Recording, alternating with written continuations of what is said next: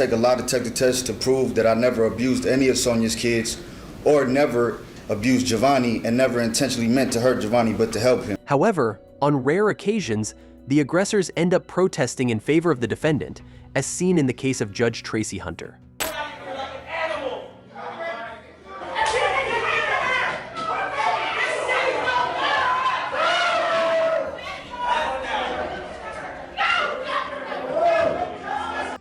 As a former judge, Hunter has experienced a massive fall from grace and now finds herself before Judge Patrick Dinkelacker at Hamilton County Common Pleas Court in Cincinnati. She was originally convicted of charges related to abuse of power after leaking confidential documents to her brother, allowing him to keep his job as a corrections officer.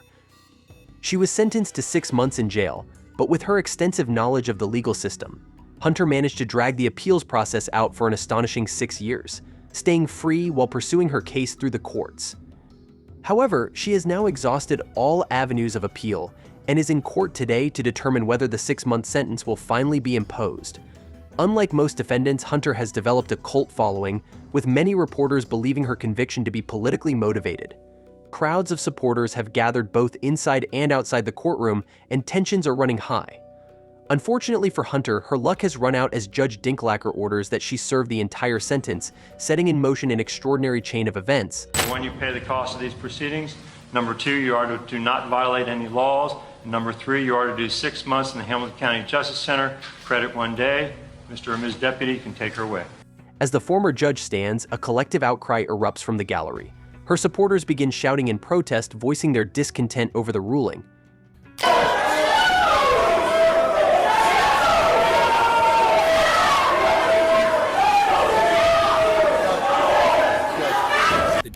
The deputies standing in the center aisle turn to the left, raising their arms in an attempt to calm the crowd.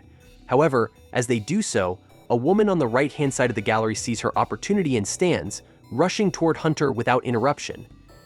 As she nears her destination, the deputy closest to the podium spots her and frantically moves to stop her. The rising tension suddenly boils over. As one of the deputies moves to lead Hunter from the courtroom, she begins to struggle before going limp. By now, the gallery is in an uproar, and supporters cry out, "No justice!" The judge-turned-felon is then dragged unceremoniously from the courtroom.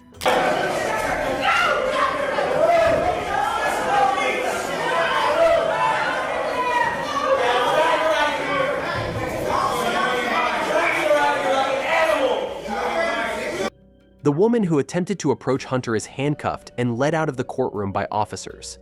The remainder of Hunter's supporters are still incensed as they exit, rallying outside the courthouse, chanting and marching in protest. Despite the chaos, Hunter ultimately serves just 3 months of her sentence before being released. While her support from the public was strong and the courtroom drama may have been out of line, the ultimate intention of her supporters was seen as morally upstanding. However, as we see in the next case, this isn't always the case. At the Marion County Judicial Center in Florida, Travis Davis has just been found guilty of first-degree murder, alongside co-defendants Brandon Banks, Kelvin Grimmage, and Kella Richardson.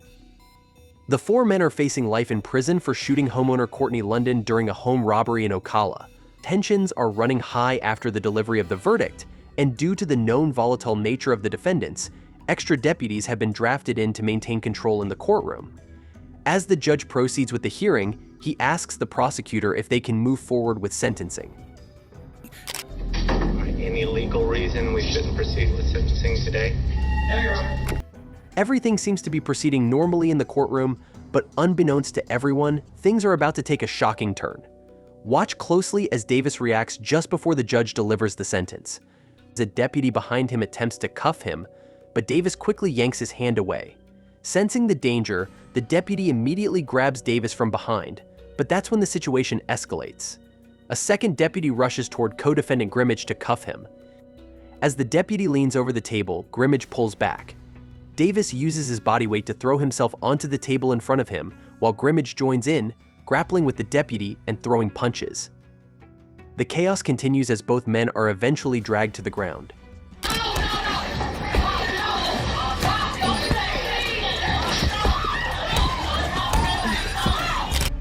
Meanwhile, Davis is wrestled to the ground but manages to get back up, swinging his fists wildly as he lashes out at the deputies and even at his own defense attorney, who eventually escapes around the side of the table. With the courtroom in chaos, the deputy at the back steps in and unleashes his taser on Davis, causing him to fall to the ground. Grimmage and Banks are also tased, though Banks hasn't joined in the chaos. Luckily for Richardson, he had already been handcuffed and was rushed to the side of the courtroom when the melee erupted.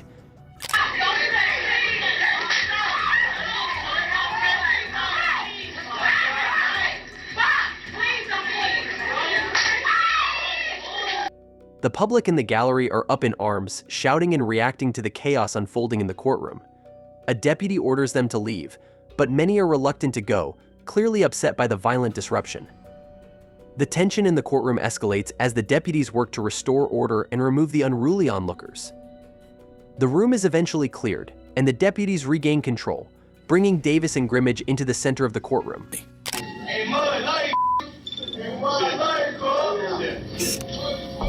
Although they ultimately face no charges related to the brawl, all 4 defendants in the Davis case are sentenced to life without parole for the murder. In such cases, the chaos in the courtroom has no bearing on the verdict or sentence. However, in the case of Carl Williams, the outcome of his trial was dramatically altered after a courtroom incident.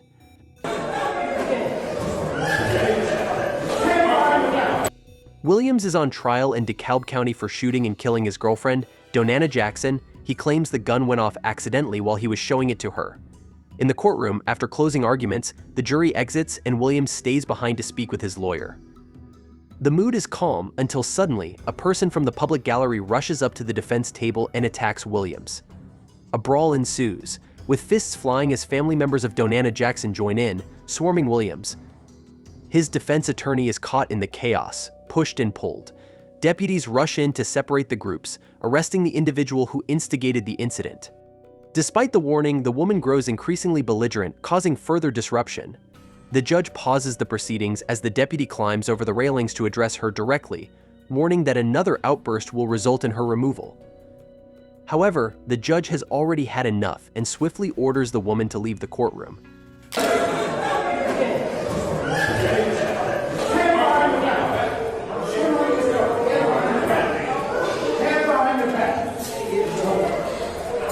The jury, who were in an adjoining room, hear the entire commotion, and as a result, a mistrial is granted to Williams. No retrial has been brought before the courts to date. The attack on Williams was a physical one, designed to cause as much damage as possible in a short amount of time. However, sometimes, as the next clip shows, verbal altercations can also lead to chaos in the courtroom. Lucas Lucas Kendall is appearing in Miami-Dade criminal court for a pre-trial hearing. The former bodybuilder is charged with killing Kewan Bird and attempting to kill Michael Smathers outside a Miami strip club. Kendall claims that Bird and Smathers were watching him menacingly from their vehicle, and when he went to grab something from his own car, the 2 men jumped out and threatened to kill him. This is Ethan Crumbley, a mass shooting suspect facing multiple charges in Michigan. You're all here because of me. I could not stop myself. I am a really bad person. On November 30th, 2021, 15-year-old Ethan Crumbley opened fire at his Oxford high school, fatally injuring several students and teachers.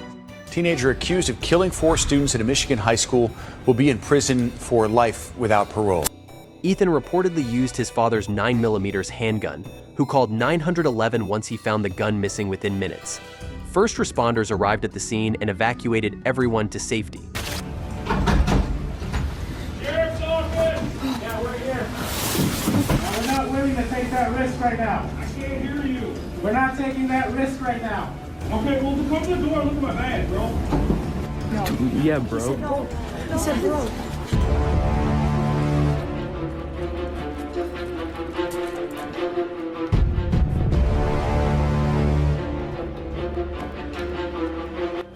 Tragically, it was too late for 3 students who died at the scene, and a 4th succumbed to his injuries later at the hospital. Ethan was arrested shortly after the shooting. I know she's stopping. Please stop it. Please stop it.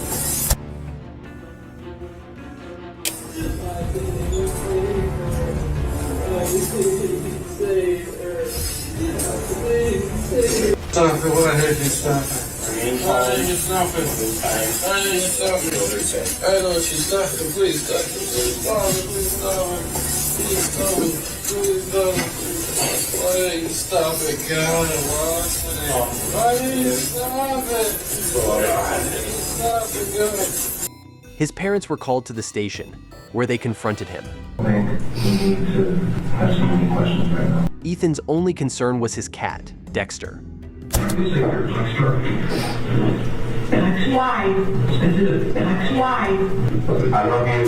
Apparently named after a psychopathic TV character, his parents were shocked at their son's lack of remorse.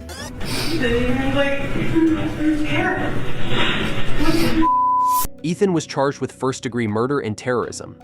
In court, the prosecutor laid out the seriousness of the case. But everyone else is here in this courtroom today because this defendant made the decision to kill 4 other people and to take their lives instead of his own. Ethan's chilling journal and text messages were presented as evidence. It contained a list of things he needed for the shooting, including pistol mags, a mask, and a knife. His desires for the shooting were written in graphic detail. So in the margin there, it says, "I wonder what life in prison will be like." And then throughout this page, the defendant writes a list of items that appears in plans taken November the 30th. Yes. Tell us about that. It says 1 9mm pistol, extra mags. And then to the right it says half blood, and the word underneath that it says fuck. And then 2 to 5 Molotov cocktails, 1 to 3 powdered, I believe it's NOS flares, pair of gloves, a hat, jacket, mask, knife. Ethan wrote that he wanted his victims' parents to suffer. I want for the parents to see their kids burn to ash and bawl their eyes out. He also mentioned a failed plan of kidnapping and murdering a girl next door. I started making a plan. It was a plan to kidnap and kill her. I talked to find out where she lives and found out she lives a 5-minute walk away from me. I made this plan to break in the BR bedroom at night and kidnap her with an industrial-sized garbage bag. A week before the shooting, Ethan did a bunch of Google searches about prison sentences in Michigan. He Google searched, what is the worst prison sentence you can get in Michigan? And what about item 9? He wrote, what is a life sentence for a 15-year-old? And that's what he actually searched on his phone in Google? Yes, that's what he entered, correct. And this is 1 week before the shooting? Yes. What about item 11? What is the sentence for a 15 to life? One day before the incident, he recorded his thoughts and plans for the shooting. Walk to the dividend between the boys and the girls' bathroom. I will have my bike jacket on, and I will walk beyond the saloon, and I will shoot a bullet in their school. I'm going to open fire on everyone in that hallway. The hallways are too jam-packed. I want to try and hit as many people as I can. I will reload, and I will find people hiding. I'm going to teach them a lesson of how they're wrong. Ethan went on to say how he couldn't get the idea of killing people out of his mind. I thought about this a lot. I can't stop thinking about it. His school principal took to the stand, where she recounted how she desperately tried to save one of the victims. It was crushing, and I had to help him. I just needed to save him for his mom, that I needed him to hang with me. I could taste his blood. There was so much blood. It was all over me. Ethan initially pleaded not guilty on the grounds of insanity. He had several chaotic meltdowns while in custody. Why did you stop it? Why did you stop it? I know she stopped it. Please stop it. Please stop it. Please stop it. Please stop it. Please stop it. Why did you stop it? One time he asked for help. The other time he kept yelling, "Oh God, why didn't you stop it? And I'm sorry." Why did you stop it, God? Why did you stop it? Why did you stop it? A mental health expert said Ethan had a psychosis episode and deemed him mentally ill. Someone who's saying, God, why didn't you stop it? And that's exactly how psychosis works. You engage in an action, and somehow You don't understand the outcome of the consequences. He's having a panic attack and a break with reality.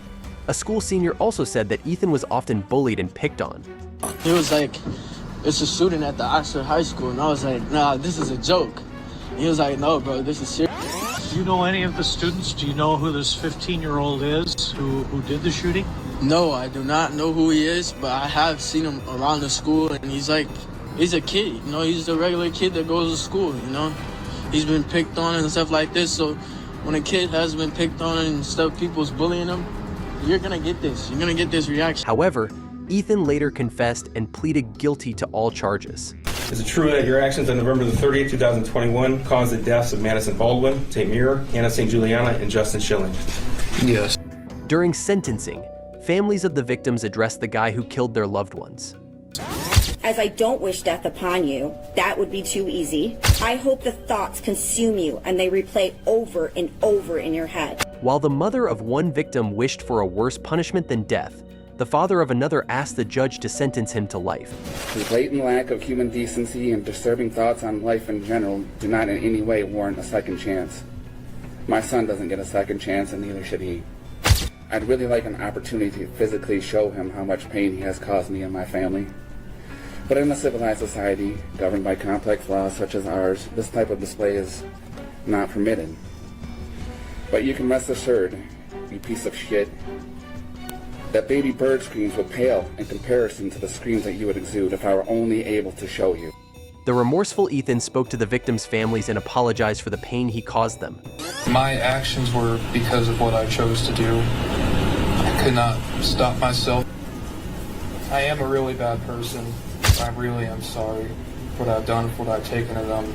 I cannot give it back, but I can try my best in the future to help other people, and that is what I would. Now it was time to learn his fate. Since the court is to finish, he'll serve the rest of his life without the possibility of parole with the Michigan Department of Corrections, credit for 8 days served. Ethan Crumbley was sentenced to life in prison without the possibility of parole, plus an additional 24 years. Later, his parents, Jennifer and James Crumbley, were charged with involuntary manslaughter.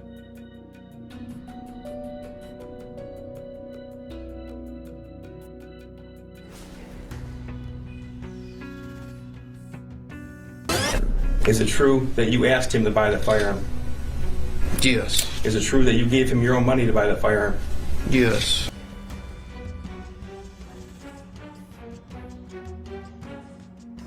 Just days before the shooting, the parents fled after the incident and were arrested while hiding in a friend's shop. Both were convicted in separate trials. This was the first time in American history that a parent was criminally charged for a mass school shooting committed by their child. While Ethan will spend the rest of his life in prison for shooting up his school, his parents face the consequences of their actions as well.